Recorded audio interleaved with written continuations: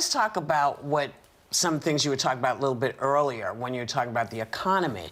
If you've thought about it like this, what are the three first things you would do if you were president right now that would specifically help Americans?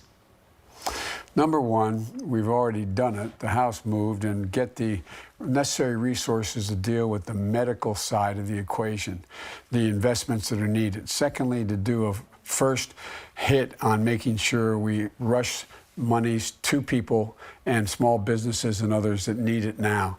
And number three, a much longer term proposal that is going to require us to spend a great deal more money. But we can do this. You may remember, Whoopi, when it's not the same thing, but when we had the financial crisis that occurred, we put up I was asked to put together, not put together, but to get the votes for a $900 billion recovery package. And the thing I learned, and then the president asked me to handle it day to day.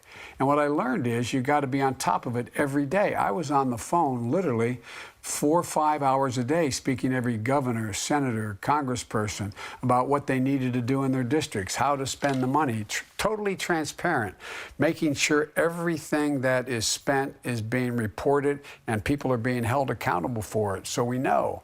And that's what's starting to happen, but has to continue. I mean, look at the way you have governors like Cuomo who are out there just keeping everybody informed all day. I think he's doing an incredible job.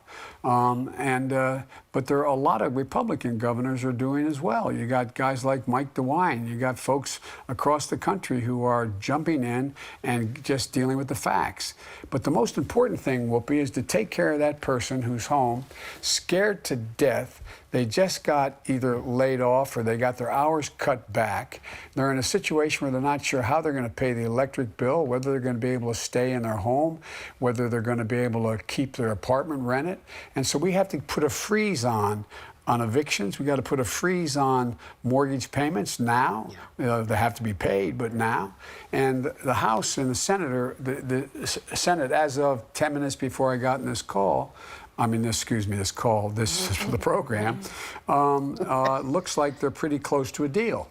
It's not everything that I would want, nor that I think the Democrats want, but it's pretty good. It has about $1,200 direct checks or payments for folks. It puts people in $500 per child.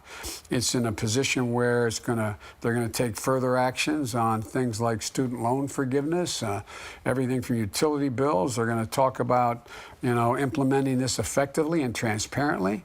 And the money that would go to major corporations has to be paid back. It can't be used to, in fact, raise salaries or buybacks. We should be focusing on keeping people on the payroll.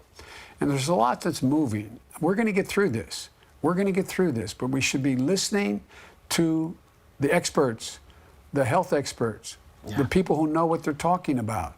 And we can work out the economic responses to this, which are being done now. Mr. Vice President, this is Sunny again. Republicans have been reluctant to openly criticize the president's initial response to the virus. Democrats haven't.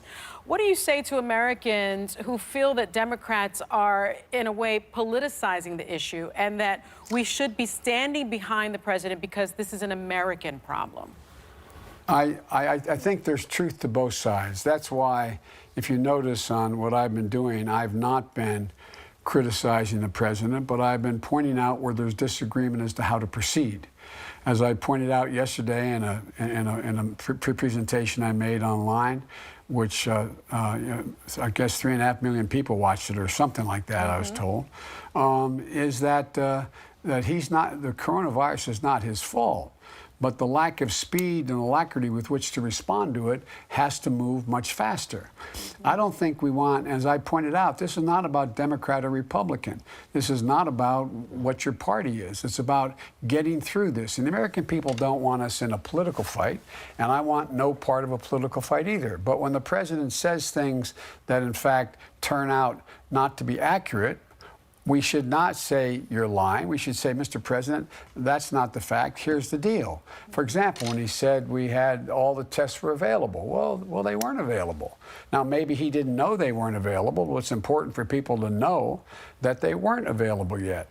when he talked about, you may recall, I suggested he invoke the wartime legislation that allows him to be a wartime president of the Defense Production Act, where he can go into a company and say, I want you to start producing ventilators. You have the capacity to do that, or masks, or whatever. He signed the order, but he didn't implement it. And so folks like me, although I suggested that he get it and sign it, he should be implementing it. It's about speed. Now it's about speed to slow this down, to get the curve down.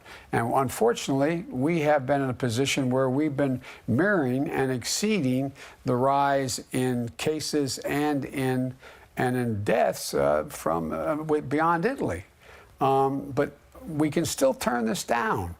But we've got to deal with the facts.